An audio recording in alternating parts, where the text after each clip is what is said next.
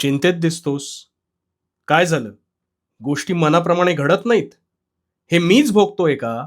असा जर विचार करत असशील ना, तर आता तुला जीवनाचा आरसा दाखवतो.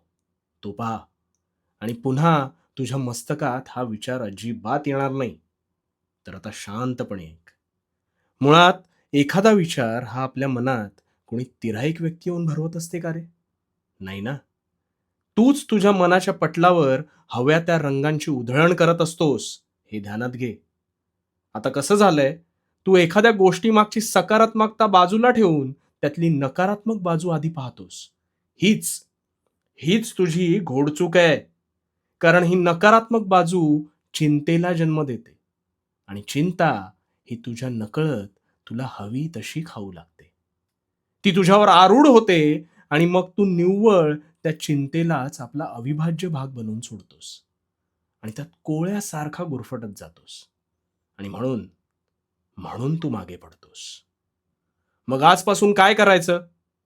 आजपासून ही चिंताच सोडायची. सगळं काही नीट होणार आहे. हो, अगदी तुझ्या मनासारखं होणार आहे. फक्त मन साफ ठेव. विचार सकारात्मक ठेव.